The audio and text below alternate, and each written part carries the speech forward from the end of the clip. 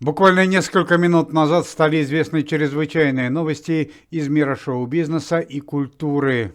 Семья бывшей телеведущей программы «Дом-2» Ксении Собчак и Людмилы Нарусовой вновь оказались в эпицентре криминального скандала. Только за последний год комитет Никиты Михалкова несколько раз арестовывал и Ксению Собчак, и Людмилу Нарусову, и Константина Богомолова. Против известной семьи было открыто несколько уголовных дел, и они даже оказывались в камере временного задержания.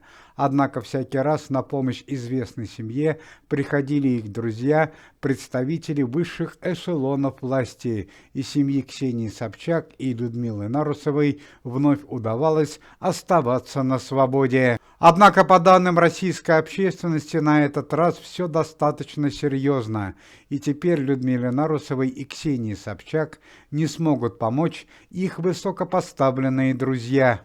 На этот раз криминальное происшествие произошло накануне вечером в северной столице России, Санкт-Петербурге. Ксения Собчак и Людмила Нарусова, которые имеют несколько бизнесов на территории России, не поделили зоны влияния и ресторанный бизнес с другим предпринимателем, известным певцом 90-х годов Ефремом Амирамовым, который хорошо известен зрителю по своему музыкальному хиту под названием «Молодая».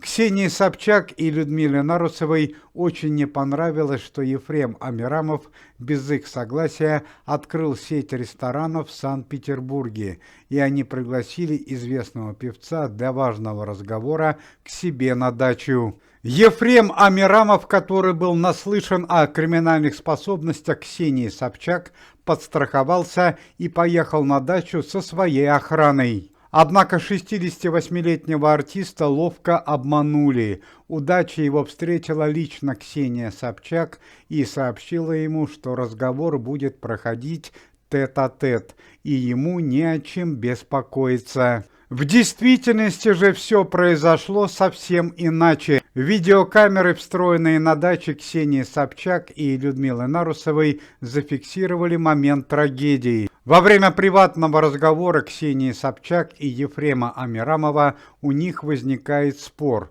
После этого в комнате неожиданно появляются 3 телохранителя Ксении Собчак, а сама Ксения Анатольевна достает предмет, похожий на пистолет, и совершает 2 выстрела в Ефрема Амирамова. По данным Следственного комитета Российской Федерации, трагедия произошла из-за невыгодного финансового предложения Ксении Собчак. Она предложила Ефрему Амирамову продать ей все рестораны за полцены. Однако известный певец не согласился, и произошла трагедия. Как стало известно, семья Ксении Собчак попыталась скрыть преступление. Однако произошла утечка информации, и данные о чрезвычайном происшествии поступили в Генеральную прокуратуру.